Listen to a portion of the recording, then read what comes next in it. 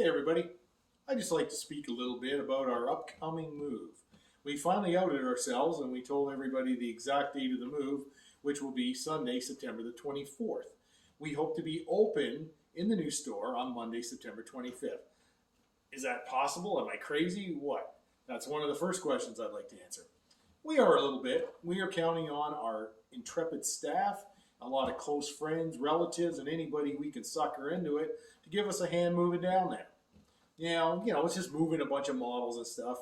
Aside for some paint racks and some counters, most of it's pretty lightweight stuff. It's nothing too, terrible. There is a good volume of stuff, though. Now, what I want to pass on to people is, yes, we'll be open on Saturday, closed Sunday, open there Monday, but very similar to what's going on here. This place has sort of been shrinking and things are compacting and things have already sort of trickled over there. Well, the same thing, it's all going to trickle into there and then it has to be blossomed out and filled up and merchandise. So Monday, it's not going to be a beautiful looking 100% set up store. In fact, I envision taking weeks to get everything set up the way I like it and the way I hope you will like it. So we have the bones in place, we have the basic structure, but now we have to inhabit it and we have to take a little bit smaller space and make it work the way we did here.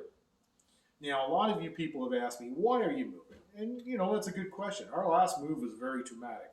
When we moved from Bank and Hunt Club to here, we might as well started a brand new store because it took people a lot of time to catch on that we moved here.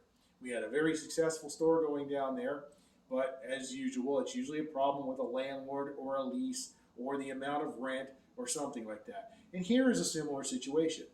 We moved into this store in 2008 from Bank and Hunt Club, and we were dealing with the owners of the building. They were great people. I had a flat rent. I mean, it cost enough, but it was something we could handle. So we were in here, and we were doing our thing. We grew the business. We got our people back. They found us, and we increased, and we built our clientele, all that wonderful stuff. And we had a really cool warehousey kind of store with lots of room. We really got to spread around, and we used to climb the walls. We used, all our space to advantage. And that was great. Then we had crappy neighbors, as you know. We had several of them. So what did we do? We expanded it over and made it bigger. And we grew into that space, which was amazing. And thank you all for helping in that. As customers, we don't do this without you. So we inhabited the bigger space. We got a 3,600 square foot store going here. Great, wonderful. Now with our old landlords and our flat rent, there would be adjustments in that, but to be fair, we would discuss them and things would happen.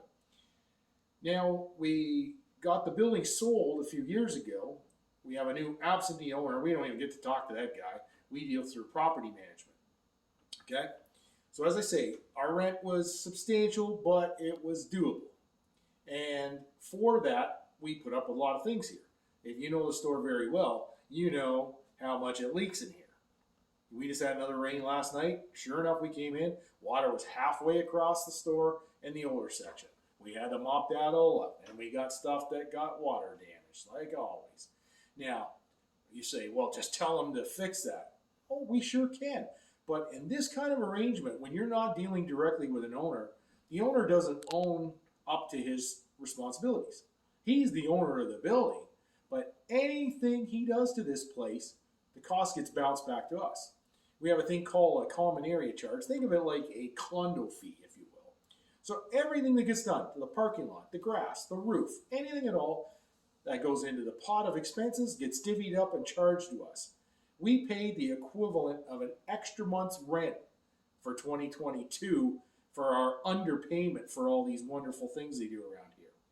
So imagine them repairing things, fixing these leaks, fixing the little membranes under the sliding doors where a lot of the water comes in. Sure, anything you want, they'll do it, but we'll pay for it. All us tenants in here.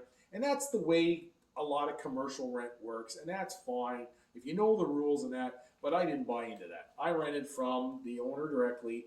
He sold it, and now it's a whole different ballgame, and it's really similar to what we had at Bank and Hunt Club. So for that reason, the bad lighting, you've all complained about the lighting in here. There wasn't really much I could do about that. The landlord wasn't going to help me again unless I want to pay for it. And then we had the leaking I just mentioned. You've been in here in the winter. You've seen how cold it can get in here. This is a big, drafty warehouse. So, you've got the trade-offs. And I was happy with them at what we were paying, but they want increases. They say that it's a very competitive market and this type of unit is in high demand and all that stuff. Well, that's great. That's fine. Other people can move in here and they can try it out. You look up at my lights in the ceiling, you see how many dead bugs there are in there. And if you really wanted to get funky, I could take you around and show you all the mouse feces that's in these units. It's pretty nasty. We're in a warehouse. We're near a field. I can live with that. You people have certainly supported me through the years in this, but when they want the rent to come up and these condo fees that I talked to you about, they're twice as high as all the other properties around here. This particular spot has got high condo fees. So we want to increase your rent and we want to give you all these extra fees, which keep going up because inflation's going up, cost of everything's going up. Of course they're going to go up. They can't cap them. So you can't even budget your finances based on a set figure because it's going to bounce all over the place. So, you don't need to know all this stuff, but I feel, most of us are good friends and we talk openly about stuff. I just want to share with you. It is a big decision to move a store where you're established. This is it scares me a bit. And we take on all this extra expense. There's going to be some double rents. There's going to be all kinds of things. This is not without risk. Now, we're very excited to go to the new place. We've shared that. We're in front of a bowling alley. We're next to a Tim Hortons. We're on Maryville Road, right on the road where you can see us. Very good visibility. We're hoping to get a whole bunch of new clientele. They're going to see us. They're going to get excited about what we're doing because we're around a bunch of other exciting businesses. Just plays on each other. So we're excited for that. We have made this spot work. You have made this work. You made the effort to come in here. This thing is set back, doesn't face the road. We thought being in front of Costco, that's going to be awesome. No, it's not. People go to Costco, they leave Costco. Unless you're waiting for your wife or your significant other, you might kill some time here while you're waiting for them. But otherwise, Costco doesn't do anything for it. And you have made it very clear how much that crappy traffic drives you nuts. How often you almost get hit driving by the Costco entrance or by that silly gas bar. Works for them, doesn't work for us. So we're not going to miss that part either. And you've made it clear you don't like that. And the temperature and the lighting. And these things are all going to be fixed in a new place. Is it smaller? Yes. Square footage wise, it's about the size of the original footprint we had. But it is a nice square space. It's got, I'm really excited about it. It's got a lot of windows. And we are going to try to max that out. So originally we'll get in there.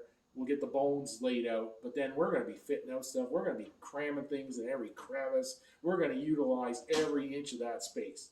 And we're going to do a lot smarter than we did here because we don't have the luxury of all this extra space to waste and spread around. So those are a few things we talked about. The other big question I get is people have been bugging us, bugging my staff for ages. When is it happening? When is it happening? Why didn't I tell you sooner? I kind of had a program set up and I kind of knew what I wanted. And the reason we didn't tell you sooner, we need your support. If I told you, a month ago I was moving on September 24th, would you still shop here? Would you wait to see the new store? See, I couldn't risk having people say, well, I won't bother going to the hobby center until I get in the new store and it'll be all exciting and shiny and everything. No. We have a lot of expenses to incur. So we need that steady revenue. We need your support to make this happen. That's why we kept it under wraps. We didn't make a big deal about it. We wanted to surprise you and leave it to kind of the last minute. So that's the way we handled that, the way we did. And again, we had a moving sale. The moving sale was incentive to get you to buy things, especially the older stuff. Sure, we'll take less profit off it, but we'll sell it, we'll convert it into money to help pay all these extra expenses, and we won't have to move it to the new store. That was very important. You've heard me say to you many times when you bought something, thanks for buying that, now I don't have to move it, and we really appreciated that. So in summary, I hope these have answered a lot of your questions about, why is that crazy Bill moving? He's established. He's been there for years. It's an awesome store. It's a big store. You walk in here and there is a wow factor. I admit it.